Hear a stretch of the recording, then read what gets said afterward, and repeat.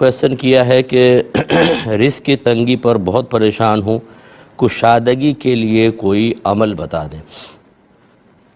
دیکھیں یہاں دو طرح کی چیزیں ہوتی ہیں، ایک تو وہ کہ جو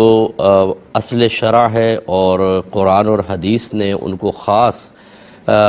پریشانیاں اور مصیبتیں دور کرنے کے لیے نشاندہی بھی کی ہے، لیکن وہ ہمیں سمجھ میں نہیں آتی، اور ایک وہ ہوتی ہیں کہ جو بہت آسان سی ہوتی ہیں، اور اس میں جس کو محاورتاً کہتے ہیں کہ ہینگ لگے نہ پھٹکڑی اور رنگ بھی چوکھا آئے، ہم اس کی طرف پہلے بڑھ جاتے ہیں اور عمومی طور پر پریشانیاں ختم نہیں ہوتی۔ اس تمہید کے بعد گزارش یہ ہے کہ اللہ تعالیٰ نے واضح فرمایا کہ وَاسْتَعِینُوا بِالصَّبْرِ وَالصَّلَاةِ، جب بھی مشکل آئے، پریشانی آئے تو صبر اور نماز سے مدد طلب کرو۔ تو ایک تو آپ 5 وقت نماز پڑھیں گھر میں، دوسرے نبی کریم صلی اللہ علیہ وسلم نے فرمایا جس گھر میں سورہ بقرہ پڑھی جائے وہاں سے شیطان بھاگ جاتا ہے، اور شیطان ہوگا تو نحوست ہوگی، بے برکتی ہوگی، اس کا مطلب ہے شیطان بھاگے گا تو برکت آئے گی۔ تو گھر میں قرآن پاک کی تلاوت کریں۔ تیسری چیز گناہ جو ہوتے ہیں یہ نحوست لے کر آتے ہیں، کیونکہ اللہ کی نافرمانی پر مشتمل ہوتے ہیں۔ ہم کھاتے ہیں اللہ کا اور بات اس کے دشمن شیطان اور نفس کی مان رہے ہوتے ہیں، تو برکت کیسے پیدا ہوگی؟ لہٰذا ضروری علم دین سیکھ کر اس کی روشنی میں اپنا احتساب کر کے خود کو صغیرہ کبیرہ ظاہری باطنی گناہوں سے بچانا، یہ گھر میں برکت کے لیے بہترین چیزیں ہوتی ہیں۔ اس کے بعد خوش اخلاقی ہے اور کردار کو بہتر بنانا، اس کے علاوہ اپنے رشتہ داروں سے اچھا سلوک کرنا جس کو صلہ رحمی کہتے ہیں کہ یہ رزق میں برکت کا سبب بنتا ہے۔ لیکن جیسے میں نے عرض کیا کہ یہ کام ہمیں بہت مشکل لگتے ہیں، کون نماز پڑھے، کون قرآن پاک، تو ہم کہتے ہیں کوئی وظیفہ دے دیں، بس یہ سب سے آسان چیز ہوتی ہے کہ وظیفہ دیں، نہ نماز پڑھیں، نہ روزہ، نہ اللہ کی مانیں، نہ رسول کی مانیں، نہ قرآن پہ چلیں، نہ حدیث پر چلیں، اور ایک دم ہمارے گھروں کے اوپر سونا برسنا شروع ہو جائے۔ اتنے ہم اپنے آپ کو مطلب اللہ کا پیارا سمجھنا شروع کر دیتے ہیں کہ ہم کچھ بھی نہ کریں، اللہ تعالیٰ ہم اپنے ان محبوب بندوں کو سب کچھ عطا کرے،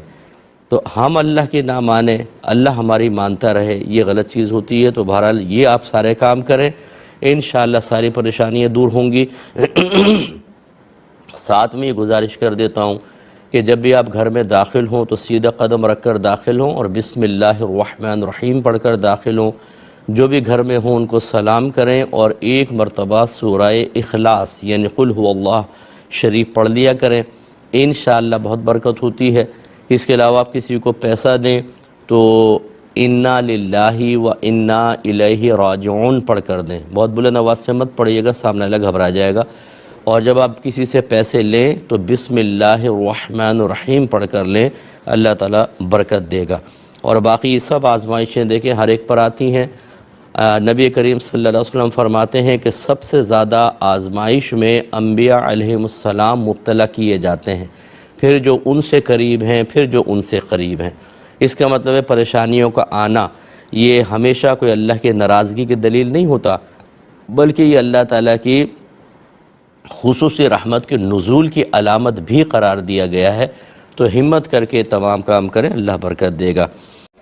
یہ کہتے ہیں کہ فجر کی نماز کی جماعت کے بعد بعض لوگ شروع میں سنت نہیں پڑھ پاتے، وہ آ کے سیدھے جماعت میں شامل ہو جاتے ہیں، اور جماعت کے بعد سنتیں پڑھتے ہیں، کیا حکم شرع ہوگا؟ نبی کریم صلی اللہ علیہ وسلم کی حدیث مبارکہ کے مطابق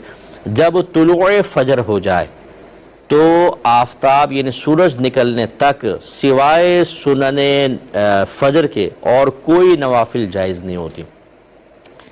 ایک تو بات یہ، دوسری بات یہ کہ یہ جو سنتیں ہیں ان کا محل جو ہے صرف فرض سے پہلے ہے۔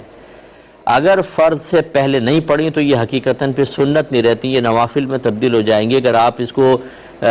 فجر کی جماعت کے بعد پڑھیں گے تو یہ حقیقتاً سنن فجر نہیں ہیں، بلکہ یہ تو نوافل ہیں اور سرکار نے منع فرمایا۔ لہٰذا ہم نے پہلے بھی بارہا آپ کو بتایا، اگر کوئی لیٹ آیا اور اس کو یقین ہے کہ میں سنتیں پڑھ کر جماعت میں شامل ہو سکتا ہوں، چاہے